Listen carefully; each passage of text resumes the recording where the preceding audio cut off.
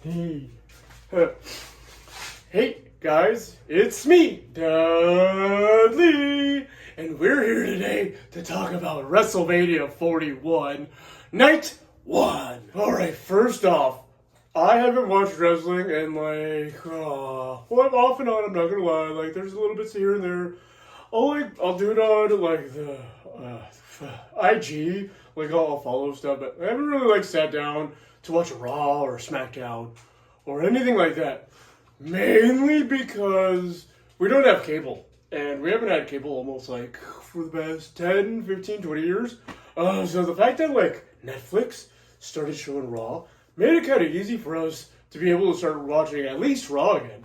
And then now with Peacock being cool and you don't have to actually have an actual cable subscription for Peacock streaming to work, which it used to do that, then Peacock didn't. We're not talking about all that. But as country boys, because we live here out in the country now, we rely on satellites, internets. Now I know, as appreciative as we are that we even have the internets, it could be better. But hey, it could be worse. But I digress. We are here to talk about WrestleMania. So, we are able to do it because of Netflix and because of Peacock. We were able to watch it on Peacock. Great. So, we haven't watched in a while. This is the first WrestleMania we've actually sat down to watch from night 1 to night 2 all the way through. And I do have to say, myself, Jimbo Bob, everyone else who may or may not show up in future videos, thoroughly enjoyed themselves. Now, yes, there were some ups, there were some downs, but all in all, as a older fan of wrestling, a Attitude Era fan, you would say, I was pleasantly surprised with the new crop, with pretty much everyone. So almost dang near everyone was new to me. All the storylines were new to me. Last time I actually watched wrestling, CM Punk was an active wrestler in WWE. 2011, 2012, 2013, around that time. That's the last time I was actually actively watching. So to start off, Jay versus Gunther. So, holy cow, this whole heat thing. Okay, understand one thing. It doesn't matter what the internet says. For the most part, a lot of the internet is just a bunch of complaining, just a bunch of rage baiting. Sissies who really don't know anything, but see that it's the easy thing to go, oh, don't like that, and blah, blah, blah, blah. And so that's very easy for them to get the likes and the views and all of that. But everyone forgets. We're all wrestling fans, right? So what are we complaining about? Act like we've been here before. Act like you know what's going on. Act like you know it's not real.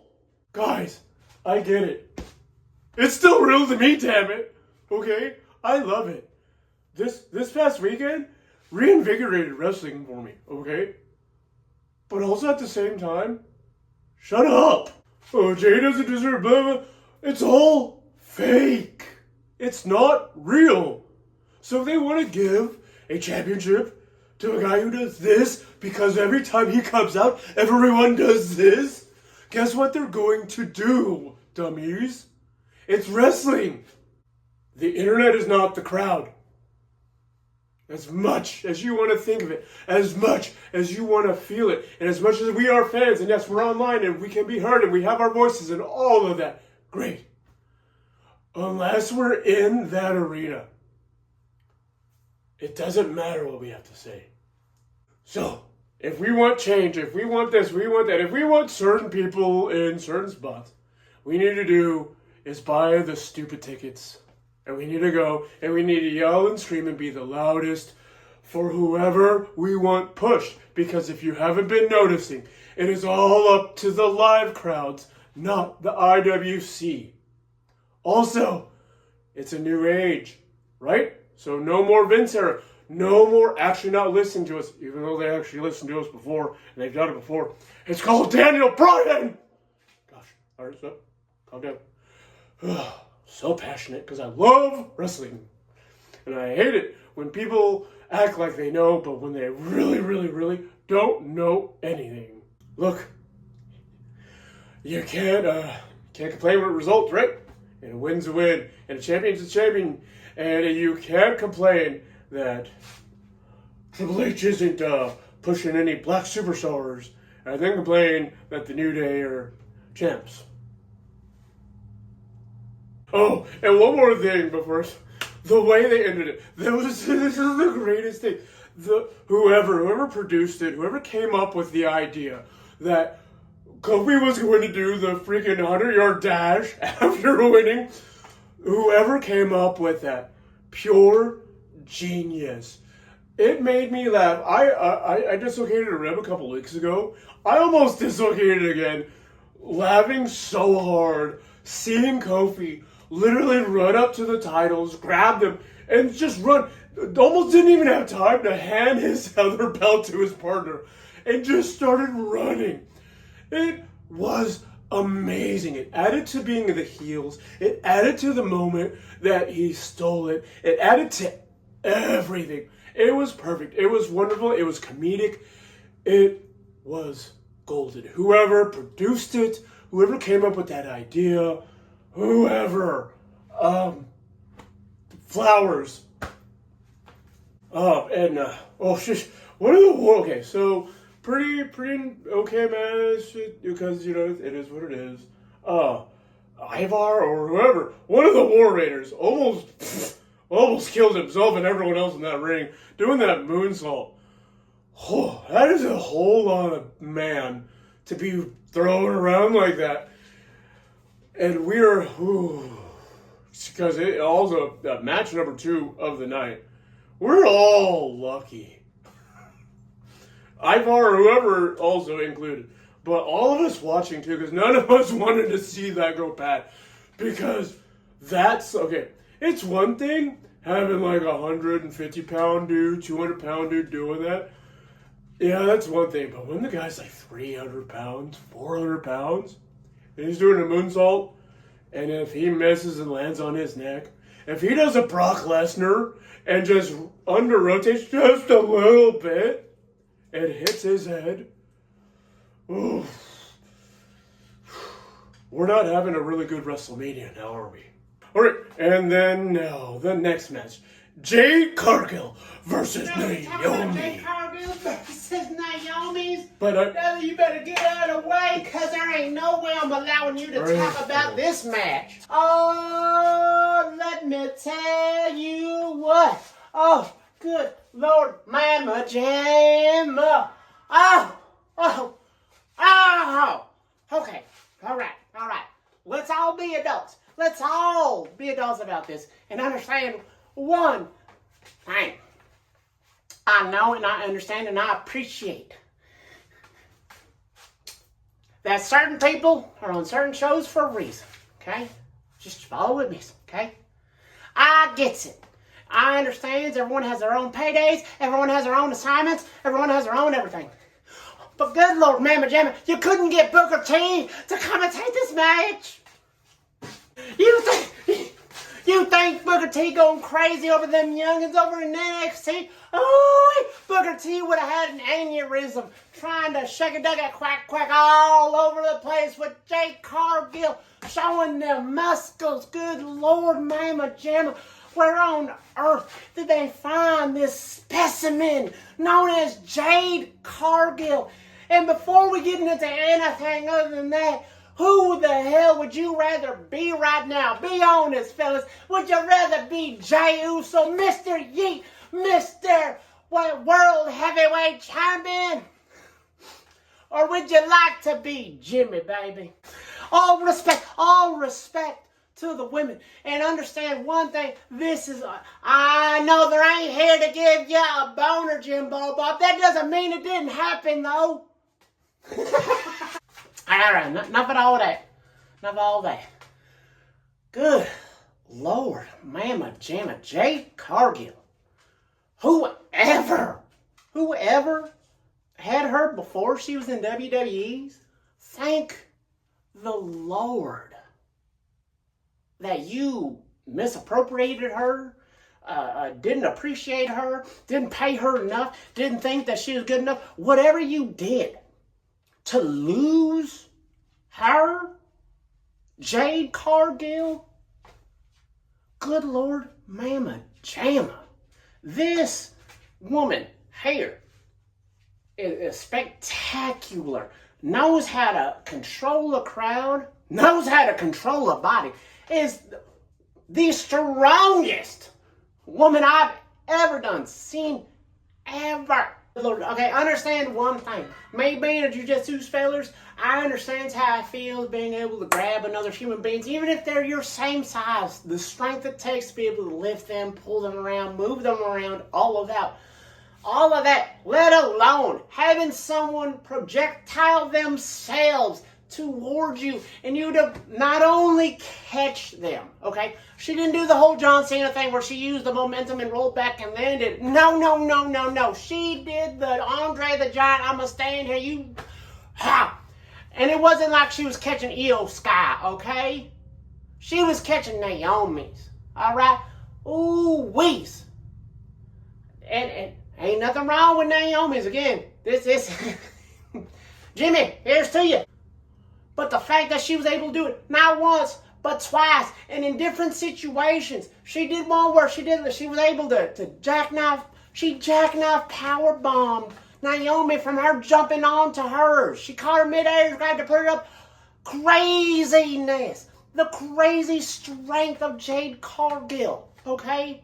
Again, I've said it once, I'll say it again, I will say it until the day that I can no longer ever say it. Thank you, TNA, AEW, whoever trained her before she came over to here's, whoever was the person who got her into that gym and started getting her the physique and the strength that she does. Thank you.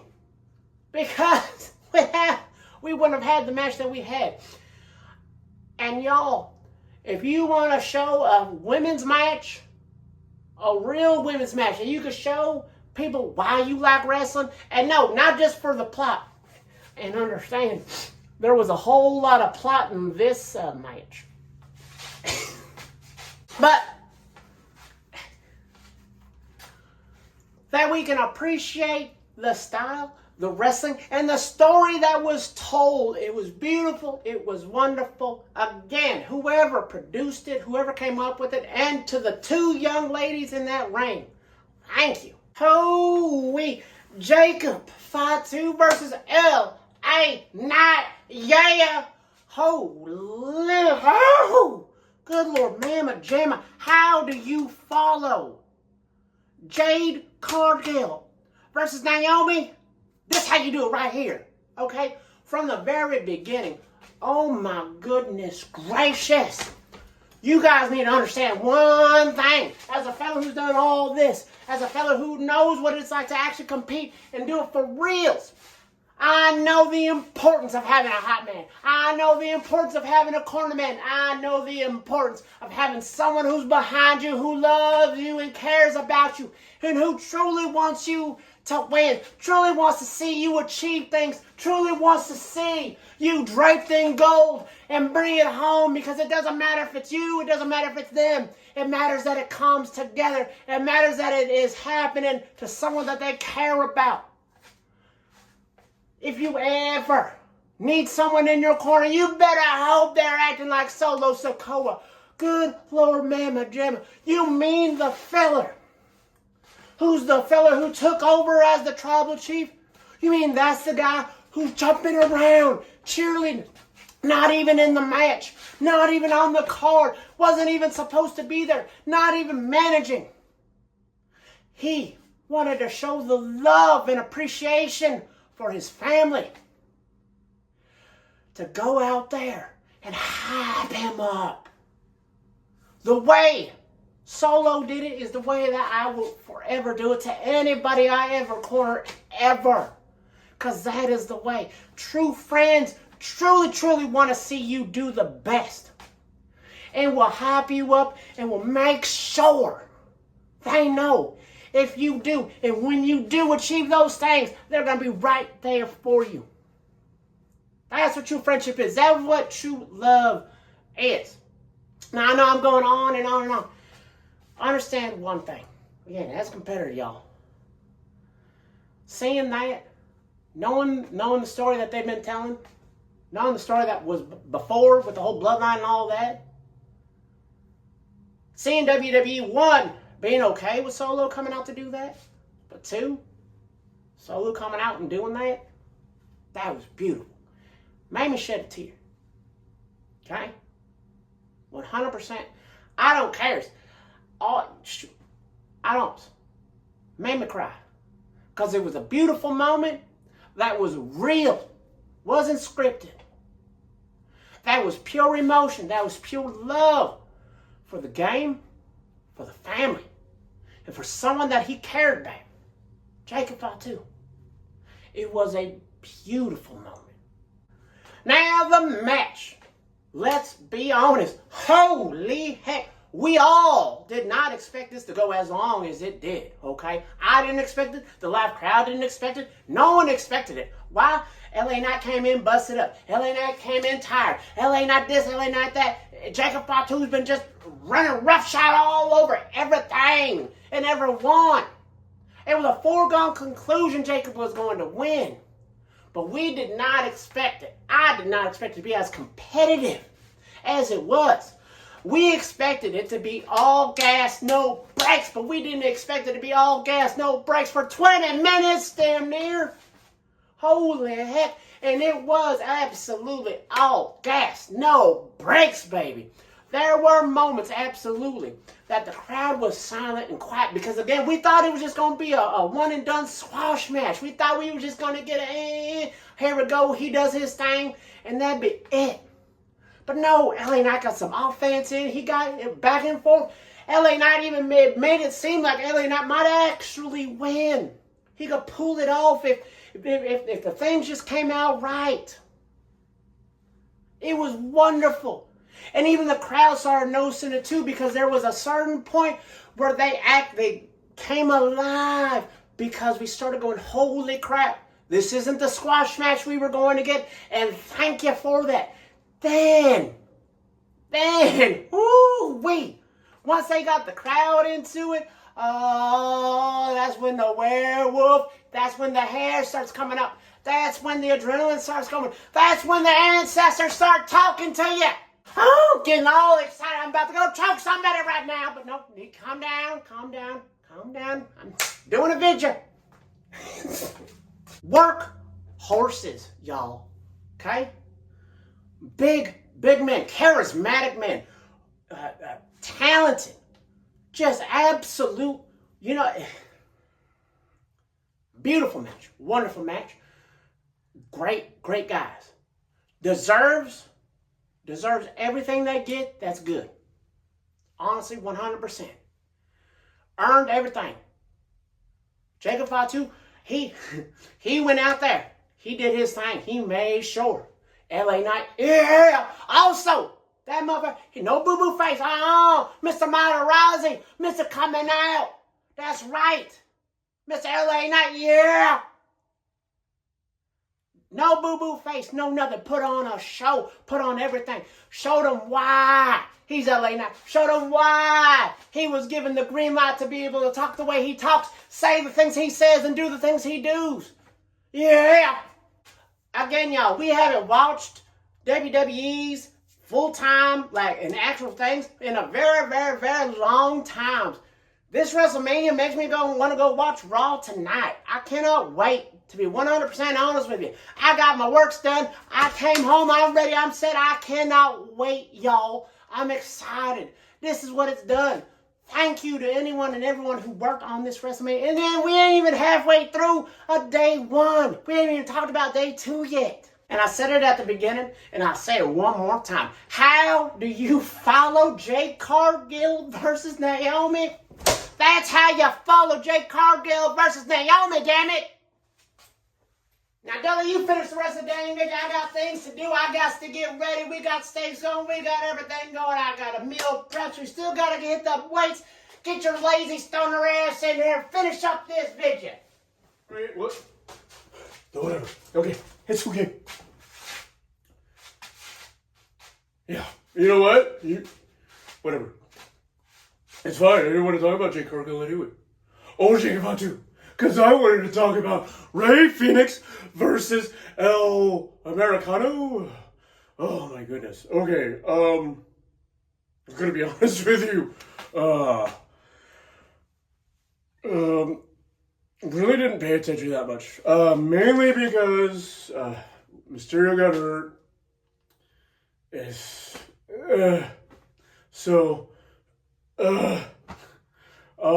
which I think a lot of everyone else kind of, unfortunately for Mr. Gable, or sorry, El Americano, which, okay, the entrance, it's all, okay, the entrance is funny, okay, everything is everything, okay, because of the whole point, and what's even better, oh man, what's even great now is because they bought AAA, so Chad, so El Americano is just going to be going up against a ton of luchadors coming in, which is going to be great, because now, we get to see El Americano wrestle constantly, almost every single week, doing all that stuff. And at the same time, we get to see guys we've never seen before. Okay, again, not every WWE fan's a wrestling fan of everything, and we love the indies, and we like JCW, and we like ECW, and we like ICWA, and IBJJF, and all this stupid stuff, okay? Sometimes we only have like an hour or two to like dedicate to like, things like that, and we can't just watch every single thing constantly all the time, especially if like it's across the world or in a different language, or just something we don't even know about. You know how many times I've been, you don't know about TNA? TNA's still a company, so it's like, okay, whatever, well, which is pretty cool too, but besides all that flux, okay?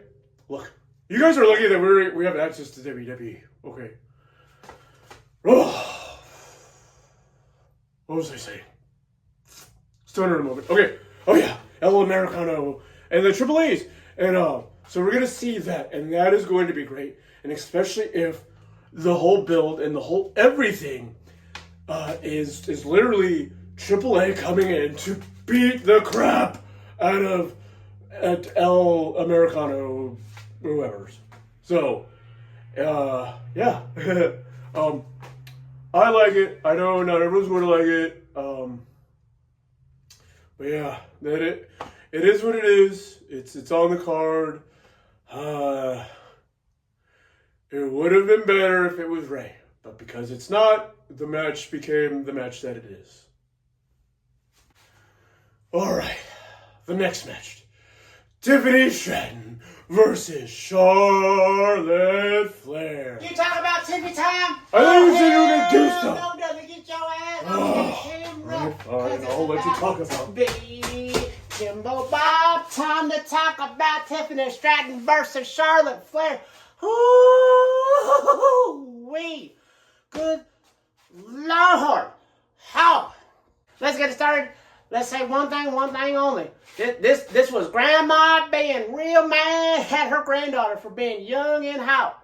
Plain and simple. Everything that Charlotte used to be, that's what Tiffany is. Now just a little bit better. Maybe a lot bit better. I love the way that this match started. It started the way it needed to be. It started ugly. It started fist fight. It started real. It started sloppy. The way a real fist fight would work. A way the real would work. Because understand, these ain't brawlers. These are technicians. These are, Charlotte Flair is the technician. She's the ring general. She's the everything. She ain't no brawler. She ain't no street fighter. Neither is Tiffy. You think Tiffy is a street fighter? No. The reason it looked at it, I appreciated it from the beginning. It started off hot because it needed to be. You can't talk about the things they talked about, okay? And now, if they would have hooked up with a head and collar tie-up, I would have walked away and not watched the rest of the match, all right? They needed to start this off nasty and going. And it was great. And there was even moments, and it was wonderful to see Charlotte give the I'm still here, I'm still me, baby. They would play up the knee. Absolutely. They have to. She had diamond encrusted knee braces. Okay? Of course, because they have to. It's part of the storyline. It's part of everything. Okay? Hell, we even had cougar mode activated. Good Lord, ma'am, jamma, Charlotte. Oh, calm down. Look, I understand. You're third time divorced and it's single time and you need to find someone to get up under so you can get over Andres. I get it. 100%. Maybe WrestleManias ain't the place to be doing it, huh? Maybe Las Vegas ain't the place for you to be finding a man. But I digress. So Charlotte takes over, because she's the veteran and all that stuff. She's the heel, blah, blah, blah. But youthfulness finally takes over because of the speed and all that. Goes back and forth. It's all good. It's all great. They're playing up the aging. They're showing the aging. They're showing that maybe Charlotte's missing a little step. Maybe Charlotte doesn't have the same strength as before. Maybe Charlotte's got a little bit. Just a little bit lazy. Just a tad of bit. Maybe she did only 9 crunches instead of 10. Kind of thing. Okay? Just a little bit. But they're showing it and it's fine. And it's supposed to be what it's supposed to be. But it started to get to a point where you have all this stuff in mind of what you want to do. And you're building.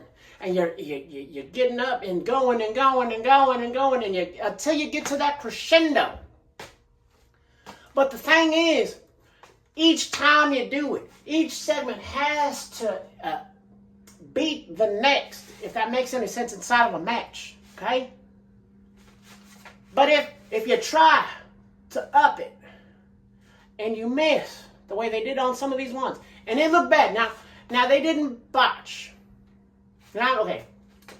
In the traditional sense, they did not botch.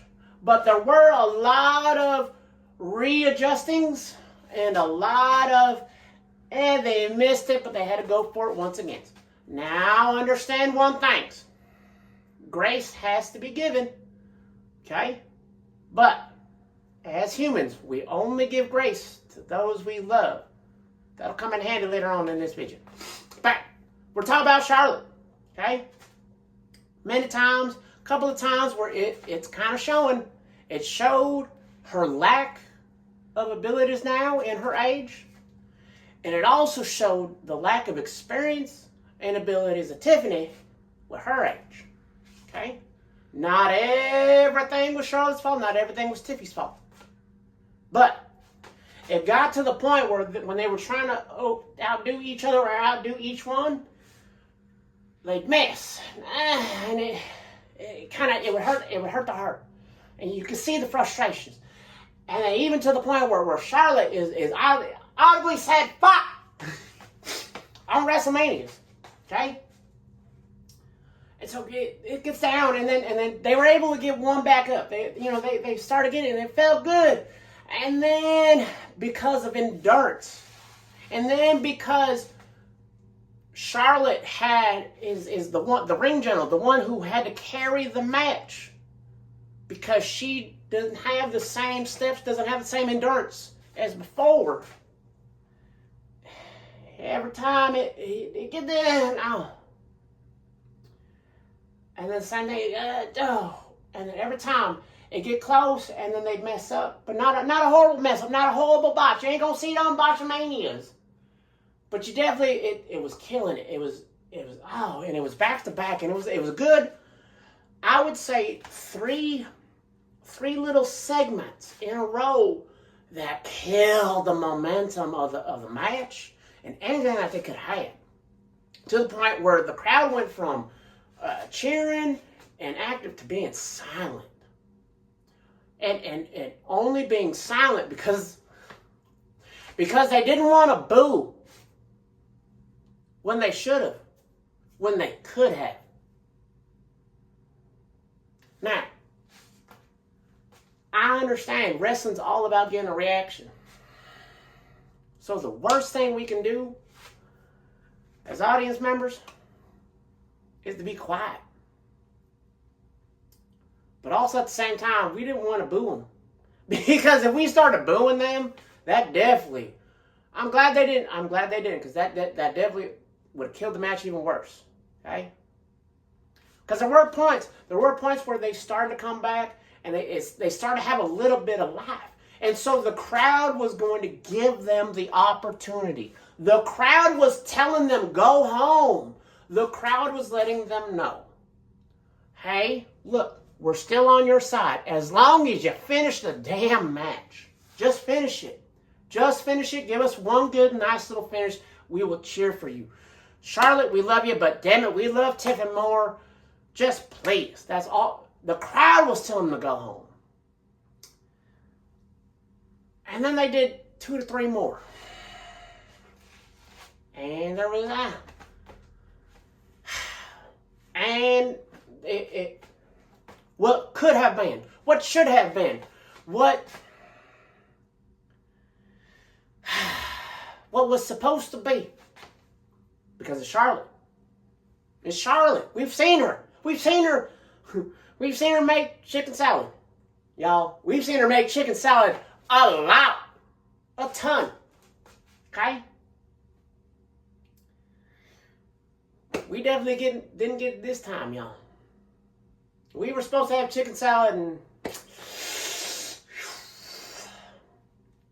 let's just say, out of all the matches, this is right next to, Ray versus Americano, because it was a real big letdown.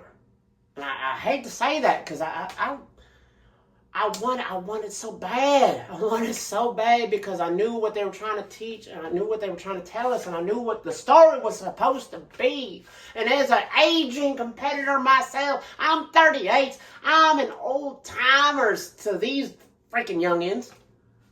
Motherfuckers call me Unc. Go to hell. Mean bastards. But at the same time, if you can't do it anymore, you can't do it anymore. So you got to change things up. You got to do something different. Sorry, Charlotte. You ain't Jade Cargill. Okay? You used to be. You used to be the domineering, big, strong bitch. But you ain't her no more. Okay? Your knees a little wanky. Your hips, they pop a little bit. Okay? It ain't happening no more. You got to change it up just a little bit, Charlotte. I loves you. I truly do. That's why I can't, but we can't see performances like that, especially at WrestleMania. Because it hurts the heart, hurts the soul to see. Because if that's the type of stuff you're going to give us, just stay home. Because we don't want you to turn out to be your dad. You know what, Dudley? Just stay over there. You could go talk about, you know what? Actually, come on over here. I'll let you talk about Seth and Punk. Look, y'all. I love CM Punk's. All right. I love this. I'm glad he's back. He laid it. He is back, and I'm loving everything that's going on here. But I got to be fair to Dudley. I got to give him his time and space and everything like that. But guess what? Because he gets to talk about one triple threat match. Seth versus CM Punk versus Reigns. But I get to talk about the triple threat. Io Sky versus Bianca Belair versus Rhea Ripley. So, Dudley, go ahead. Have fun with the boys. I'm going to go talk to the girls. So nice of you to let me at least have one match. Hey, could I have my shirt back?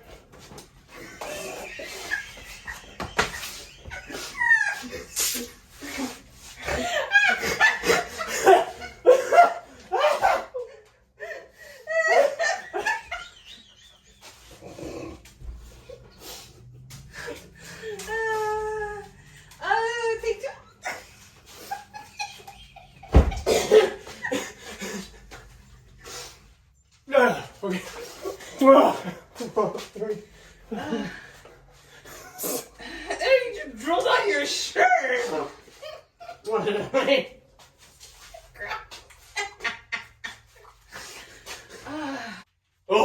It's real nice of you to let me do the video that you told me I had to do. Can I have my shirt back? Thanks. Magic. Alright. CM Punk versus Seth Rollins versus Roman Reigns. No titles on the line. All about pride. And Paul Heyman. But, alright. From the very get-go, Seth Rollins with the badass entrance, with the torch, with the everything that burned it down. And then it went black. I don't know if the screen went black because he was maybe doing a little hand gestures that they're not allowing, or if it was part of the whole setup and everything. I don't know, but it was pretty cool. Roman Reigns' entrance. It was pretty cool.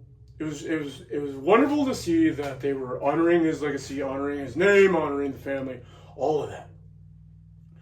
But as they were doing it, the emphasis on how alone he was, how he didn't have anyone behind him, how he didn't even have his wise man next to him, he didn't have anybody, no longer a tribe, no nothing. He's an island on his own. Beautifully displayed and shown. And the torment on his face, the pageantry of it all. Wonderful. It was wonderful. CM Punk comes out. CM Punk gets a package. He gets his whole big thing. He gets his WrestleMania moment. He gets his WrestleMania main event. And from the beginning. And it was beautiful. That package was beautiful. They took one of his, first interviews or something like that, and he got to do it all over again. Because words and the foreshadowing and the knowing that from the very beginning he was going to be the best in the world, and that he will always be the best in the world because he's CM Punk. Beautiful package. Wonderful. Things like this make WWE great, okay? The time, the effort, the energy, the creativeness of all of this. It was beautiful. It's appreciated. And then CM Punk comes out. And he has cult of personality. And it's playing, and it's live, and it is beautiful, and it is wonderful. And he's there, and he's wearing his gray hoodie, his Rocky hoodie. He's wearing the one that, it's dirty, it's mangly. It's the one he probably wore when he first came in. And all this, there's such significance to it. And he goes down, he asks Paul Heyman what time it is. Paul Heyman shows a watch and does that. And I immediately go, well, damn, CM Punk's losing. He's getting betrayed. Darn. And there's no way he's going to Reigns. Crap. Seth Rollins is winning. How'd you get to that? Well, if you've been watching the way I've been, and you know a thing or two when you know a thing or two, but also, this storytelling. Reigns is no longer tribal chief. He was at the top of the mountain, and now he has to go that lonely road by himself to figure out himself, to be able to get back up to that mountain. But until he goes that lonely road by himself to go find himself, he's never coming back up. Paul Heyman doesn't spend time and energy and effort on those on the way down. He spends time, energy, and effort on those either at the top or on their way to the top. So there's no way he's going back to Reigns after all this. So who is left out? Seth Rollins. And who, out of everyone, of those three in that match, has one, not done anything horrible to Paul? Because Roman Reigns has put hands on Paul Heyman. Yeah, Seth Rollins messed with him a little bit. But Roman Reigns put the fear of God in that man way more times than I would like to say, okay? CM Punk also put him in a very bad position because, think about it, what friend would do that? What friend would put you in a position to make you feel bad and make you choose when they know the situation? Okay, you're not a real friend if you're putting Paul Heyman through stuff like that, where he has to choose between the guy he's working for, the guy he's been with, and you. And now he's in this plain and simple. I can see why Paul Heyman said no to Punk, because Punk should have never put him in this situation. This is Punk's fault, which is why he went and is going to go with Seth Rollins. And so we go into the match, and the match is great. They start playing a great story. They go all around. It's beautiful. It's wonderful. Seth and Punk get their moments. Roman and Seth get their moments together. Back and forth. There was a moment where I thought Moxley might have come out. That would have been real cool. It's WrestleMania, blah, blah, blah. Maybe next year. Who knows?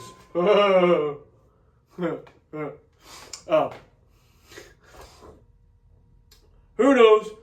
I would have been perfect, but, hey, they tried going for it. He said, no, I'll do it. Reigns said, I'll do it on my own, because, again, this has to be the lonely road. He has to become the lone soldier, the lone warrior, the lonely warrior of solitude, to be able to come back to the island of relevancy. Okay? So, he did it. It was great. It was wonderful. Punk through the table. Oof. Goodness gracious. Both of them through the table. Goodness gracious. Those new tables and everything. Man, oh man, oh man. And it gets to a point where everything's going on. They all hit like their finisher somehow. And it was great. It was wonderful. It was greatly timed out and how it all was put together. So they're all laid out. And almost like Paul Heyman possessed. And because he knew it was going to happen. And he grabs the chair and he looks up to the sky. And he goes, forgive me. Paul Heyman gives CM Punk the chair. And bam. Low blow. Grovels over on his knees as the chair gives it to Roman Reigns. Roman disposes of CM Punk. Roman gets rid of CM Punk. Okay? While that is happening, Seth, knowing that he has help and that Heyman's going to do his job, purposely sets himself up to be hit in the back. For the story to happen. For him to finally get his comeuppance. And, Paul Heyman screaming, my tribal chief, look, it's there, it's yours. It's wonderful, it's beautiful. And then when he gives Reigns, and when you see, when he gave Punk it, he gave it once, and then he told him, this is your fault, you should have never put me in this position, which is right, and it's true. He shouldn't have. That's why he had to turn his back on CM Punk. That was CM Punk's fault. Roman Reigns, though, he gave a little extra. He wanted to make sure he got the tribal chief and everything about it. Okay? He wanted to make sure. Because, again, Roman has put the fear in God in that man way more times than he should have. For a person that he said he cared about. Loyalty only goes so far. And especially when it comes to Roman Reigns. And especially when it comes to a guy like Paul Heyman. So that's night 2. We end night 2 with Seth freaking Rollins pinning Roman Reigns completely in view of the camera with CM Punk just barely inside. With CM Punk on the outside, barely trying to reach in. because this wasn't his match. He interjected himself. This was Seth versus Roman. But because CM Punk wanted to edge his way in, this was Seth versus Punk. Which, oddly enough, is probably going to be Backlash, right? Who knows? Who knows? But that was night one. Oh my goodness gracious. Saturday night. We were up all night, still just buzzing. I couldn't wait. I wanted to make a video right then and there. Jimbo Bob said, no, we need some time to relax and calm down. And we need some time to process everything. And so that's what we did. And here it is. Cannot wait. Night 2 coming up. And of course, because it's night 2, and I got to finish it, he gets to come back in here and talk about night 2.